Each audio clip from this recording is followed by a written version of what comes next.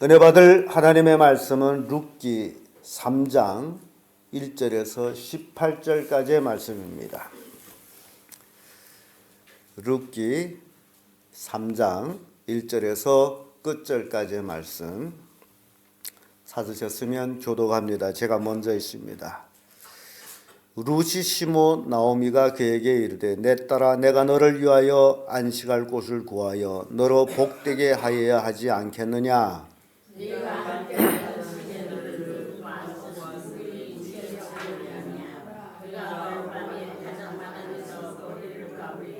그런즉 너는 모욕을 하고 기름을 바르고 의복을 입고 타작마당에 내려가서 그 사람이 먹고 마시기를 다 하기까지는 그에게 보이지 말고 그가 누울 때에 너는 그 누운 곳을 잡았다가 들어가서 그 발새 이불을 들고 거기 누우라. 그가 너의 할 일을 네게 허하리라. 룻이 시모에게 이르되 어머니의 말씀대로 내가 다 행하리다 하니라. 그가 타작마당으로 내려가서 시모의 배를 다 하니라. 보아스가 먹고 마시고 마음이 즐거워서 가서 노적자리 곁에 눕는지라 룻이 가만히 가서 그 발초에 이불을 들고 거기에 누웠더라. 밤중에 그 사람이 놀라 목을 돌이켜본 한 여인이 자기 발치에 누웠는지라. 가로되 내가 누구뇨? 대답하되 나는 당신의 시녀 룻이오니 당신의 옷자가락으로 시녀를 덮으소서. 당신은 우리의 기업을 물을 자가 됨이니이다. 가로되 내 딸아 여호와께서 너희의 복주시기를 원하노라. 내가 강물을 물으라고 연산자를 어찌하지 않았으니 너희의 부이 내가 저자 나누기 너가하다. 내 딸아 두려워 말라. 내가 네 말대로 내게 다 행하리라. 내가 현숙한 여자인 줄을 나의 성읍 백성이 다 아느니라. 참으로 나는 네 기업을 물을 자나 이 밤에 여기서 머무르라. 아침에 그 기업 물을 자의 책임을 내게 이행하려 하면 좋으니 그가 그 기업 물을 자의 책임을 행할 것이니라. 만일 그가 기업 물을 자의 책임을 내게 이행코자 아니하면 여호와의 사심으로 맹세하노니 내가 기업 물을 자의 책임을 내게 행하리라. 아침까지 누울지니라. 룻이 그 발치에 누웠다가 사람이 득사 알아보기 그를 때에 일어났으니 보아스의 말에 여인이 타작마당에 들어오고서 사람이 알려야 할 것이라 하였습니다. 보아스가 가로되 내 겉옷을 가져다가 펴서 잡으라. 펴서 잡으니 보리를 6번 되어 룻에게 이어주고 성으로 들어가니라.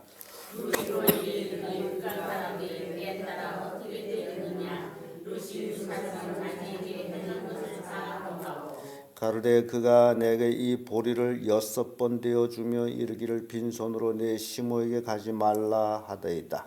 이에 시모가 가로되 내 딸아 이 사람이 어떻게 되는지 알기까지 가만히 앉아 있으라. 그 사람이 오늘날 이 일을 진짜 믿으면 쉽게 하리라. 아멘. 이 말씀으로 룻이 복 이런 제목으로 말씀을 나누겠습니다. 모압 땅에서 모든 것을 버리고 시어머니 따라서 베들레헴으로 돌아온 룻. 시어머니 나오미 입장에서는 굉장히 며느리 참 가엾기 그지없습니다. 그래서 이제 룻을 복되게 해야 되는데 룻이 복되어지는 삶이 바로 시집을 보내는 거예요. 남편을 얻어주는 거예요. 젊은 과부이기 때문에. 그래서 시어머니 나오미는 내가 너를 복되게 해야 하지 않겠느냐. 참 이 룻기서를 읽어보면서요. 룻은 한 번도 시어머니한테 아닙니다 라는 말을 한 적이 없어요. 이게 굉장히 룻을 우리 보면서 늙은 사람과 젊은 두 여자 사이에서 오늘날 우리가 이렇게 보게 되면 젊은 여자들이 시어머니한테 아주 또박또박 대들기도 하고 제할 소리 다 하고 그런 모습을 보는데 룻에서는 그걸 찾을 길이 없습니다. 오로지 시어머니 뭐라고 얘기하면 예 말씀하신 대로 다 하겠습니다. 그게 룻이에요. 이렇게 룻은 철저하게 시어머니를 공경하면서 복을 받는데 그 복을 받는 원인 중에 첫째가 시모에 대한 순종이다라는 것입니다. 1절에서 5절까지의 말씀이죠. 5절의 말씀 보면 이런 말씀이 나옵니다. 룻이 시모에게 이르되 어머니의 말씀대로 내가 다 어찐다? 행하리이다. 어머니 말씀대로 내가 다 행하리이다. 지금 룻을 내가 너를 복되게 해야 되겠다라고 말씀하고 나서 우리의 기업을 물을 자가 있는데 바로 네가 그 이삭을 줬던 밭 주인 보아스라는 사람이다. 이게 시어머니가 룻에 대한 얘기예요. 그러면 룻에게 있어서는 기업 물을 자라라는 얘기는 네 남편 될 사람이다라는 얘기와 똑같은 얘기거든요. 그래서 2절에 보면 내가 함께하던 시녀들을 둔 보아스는 우리의 친족이 아니냐. 그가 오늘 밤 타작마당에 보리를 까부리라. 보아스가 지금 타작마당에서 보리를 까부리는데 네가 거기를 가되 어떻게 가야 되느냐 하는 겁니다. 우선 뭘 하고? 모욕을 하고 그 다음에 기름을 바르고 그 다음에 옷을 입고. 근데 뭐 물론 집을 나가면 사람은 옷을 입습니다만 여기서 옷을 입는다는 것은 보통 옷을 얘기하는 게 아니라 이걸 우리가 복음적으로 우리가 이제 해석하게 되면 성도가 신랑 대신 주님을 만나기 위해서는 모욕을 해야 돼요. 죄 씻음을 받아야 된다라는 얘기죠. 그리고 성령의 기름을 발라야 돼요. 그리고 신부의 단장을 해야 돼요. 그래서 계시록에 가보면 성도들은 깨끗한 세마포를 입는다라고 말씀하고 있습니다. 이렇게 이 룻이 그 이제 절차를 봐도 신랑 된 보아스를 만나기 위해서는 자기가 해야 될 세 가지: 모욕하고 기름 바르고 이쁘게 단장하는 것. 그리고 가만히 지금 룻은 그렇게 하고서 타작마당에 가서 숨어 있어요. 보이지를 않아요, 자기를.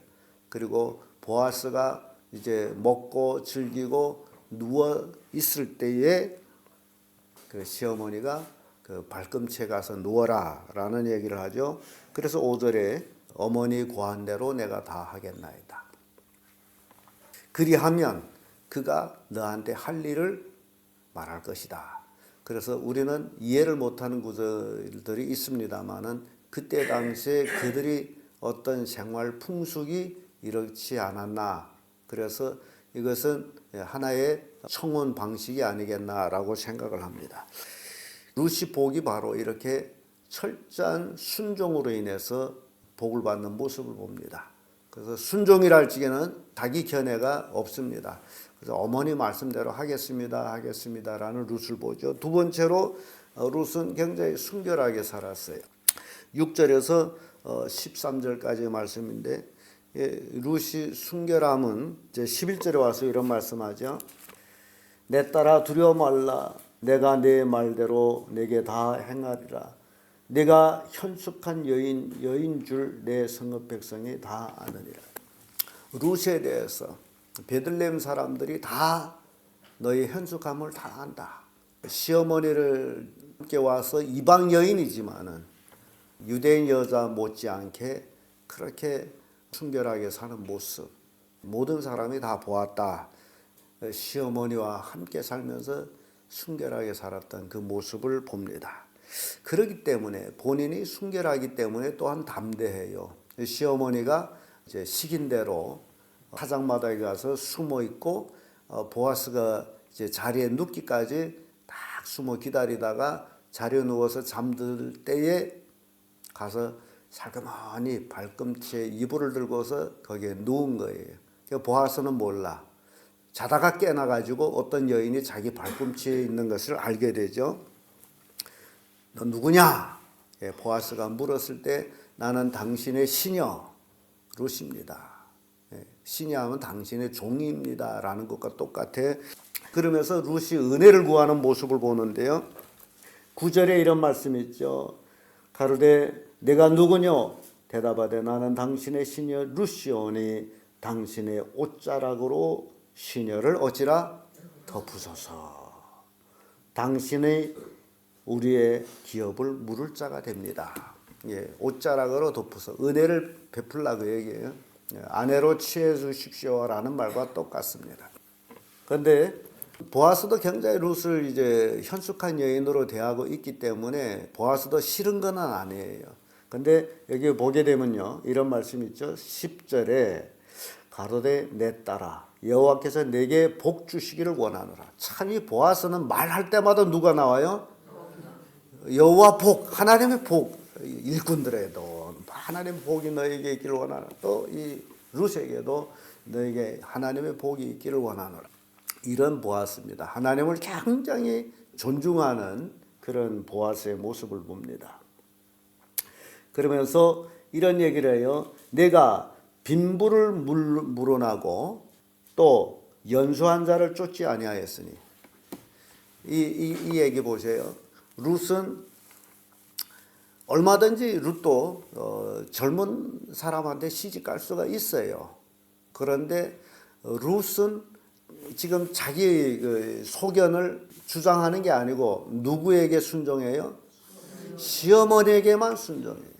그러니까 얼마든지 젊은 남자한테 시집갈 수 있음에도 불구하고 시어머니에게 순종해서 보아스한테 가라 하니 갔어요. 근데 보아스가 여기서 나오는 표현대로 보면 굉장히 나이가 많아요. 나이 세대가 같지를 않아.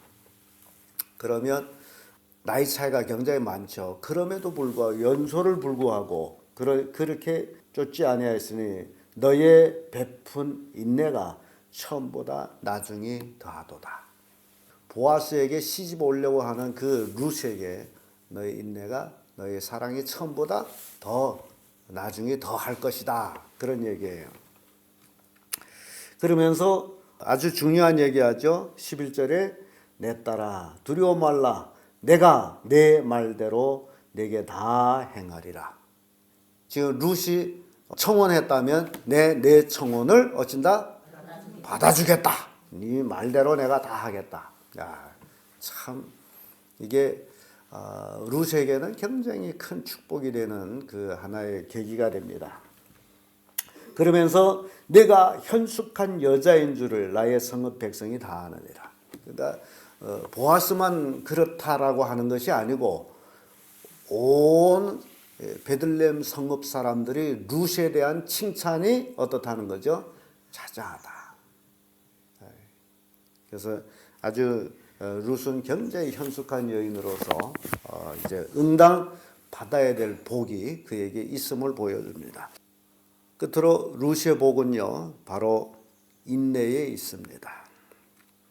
룻은 새벽까지 발치에 누워 있었어요. 죽은 듯이 누워 있었습니다. 그리고 보아스한테 발견됐고 보아스는 다른 사람한테 보여서는 안 될 것이다. 왜 이런 얘기 했을까요?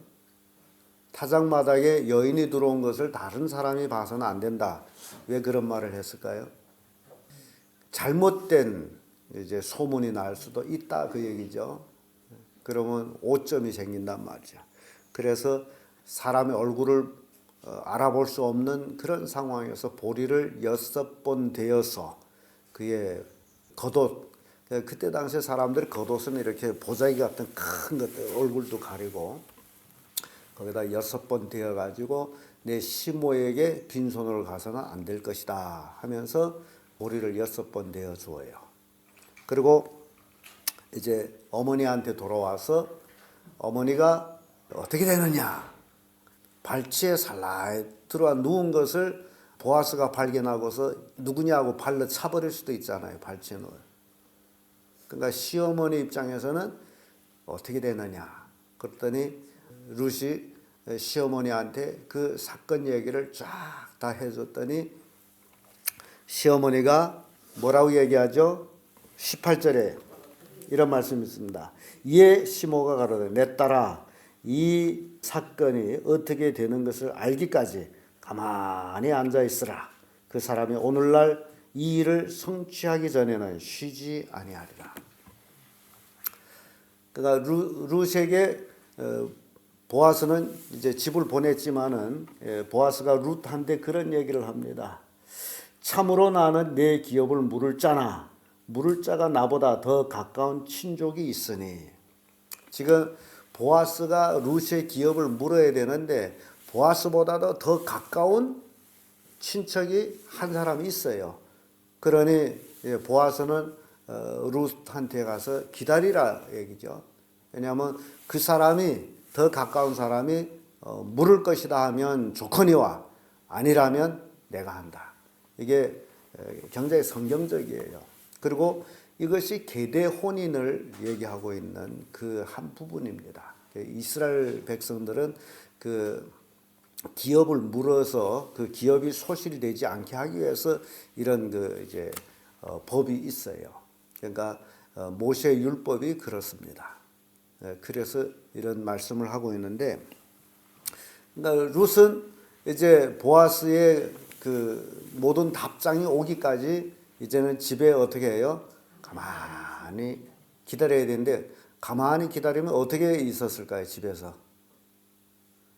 이게 성도들이 할 일에 대해서 성도들은 예수님을 만나기까지 이 땅에서 뭘 해야 됩니까? 단장을 해야 돼. 신부 단장. 그래서 우리가 진정 예수 그리스도를 믿고 구원받은 사람이라면 우리는 매일같이 무슨 단장을 하는 자들이다? 신부 단장하는 자들입니다. 그래서 그리스도의 신부에 된 입장에서의 우리의 삶이 매일매일 거룩하고 순결하고 그런 삶을 살아야 된다는 것을 보여주고 있어요. 그래서 교회 나와서 예배하고 왔다 갔다 하는 게 중요한 게 아니라 하루 동안의 삶이 참으로 나는 그리스도의 신부로서의 단장을 하는 삶을 살았느냐라는 것이 중요합니다. 진짜 마음의 신랑이 마음에 있어야지, 그렇지 않으면 그 신랑을 기다릴 이유가 없죠. 안 그렇습니까? 그런데 어떻게 순결하지 못한 여자들 보게 되면 분명히 정혼한 남자가 있음에도 불구하고 또 자기 즐길 수 있는 남자를 찾아요. 그거는 정숙한 사람이 아니죠. 음란한 사람이죠. 그러니까 이 룻이 이제 보아스와의 이제 일이 이루어지기까지는 시간이 얼마 걸리는지는 모르지만은 룻은 집에서 이제 더 이상 이삭줄로 안 다니네요. 집에서 어째요? 기다리는 거죠. 그거 인내라. 이루어지기까지 기다리는 거. 자, 우리가 이 땅에 살아가면서 예수님이 우리를 데리러 올 때까지 우리가 인내해야 된다라는 사실. 그것이 복이 된다는 거. 아이고, 주님 온다는 게 아직도 안 오네. 안 오는가 보다 하고 지멋대로 산다면 그것은 복이 될 수가 없다. 룻은 온전히 시부모를 공경하고 순종함으로 베들레헴으로 와서 사람들에게 현숙한 여인이라 인정을 받습니다. 그래서 룻은 복을 받게 되는데, 우리가 이 땅에 살아가면서 역시 우리도 예수 그리스도를 통한 복을 받아야 될 텐데, 잠언 13장 10절에서 12절에 이런 말씀이 있습니다. 누가 현숙한 여인을 찾아 얻겠느냐? 그 값은 진주보다 더하니라. 그런 자의 남편은 마음은 그를 믿나니 산업이 필절치 아니하겠으며, 그런 자는 살아있는 동안 그 남편의 선을 행하고 악을 행하지 아니하니라.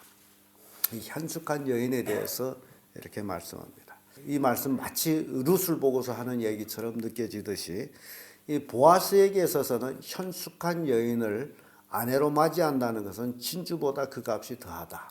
왜냐하면 남편은 아내를 믿고 또 아내는 평생에 남편한테 선을 행하는 것, 악을 행치 아니한다. 이런 아내를 맞이하는 자는 산업이 필절지 아니한다. 그런 얘기예요. 그래서 이 결혼이라는 것은 굉장히 중요한데 어떤 여자를 만나느냐 하는 게 중요합니다. 룻이 보아스를 선택해서 결혼하는 것은 이거는 육적인 욕망으로 하는 것이 아니에요. 육적인 욕망을 쫓아서 결혼한다면 룻은 젊은 남자를 찾아야 되겠죠. 오로지 룻은 누구에게 순종함으로? 시어머니에게 순종해. 너 보아스인데 가라. 안식처를 마련한다. 너를 복되게 해야 되지 않겠느냐. 오로지 시모에게 순종함으로 그가 이제 복을 받는 모습을 봅니다.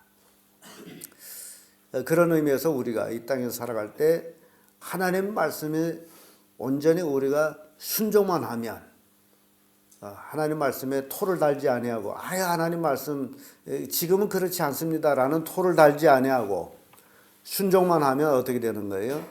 복을 받는다. 루시 복이 바로 거기에 써 있는 겁니다. 그러니까 여러분들이 이제 신앙생활 한다는 것은 순종의 삶의 연속입니다. 하나님 말씀에 대한 순종을 잘할 때에 루시 복을 받듯이 우리도 복을 받게 돼 있어요. 오늘은 여기까지. 내일은 루시에 대해서 우리가 철저하게 이해하게 되겠습니다. 기도하겠습니다.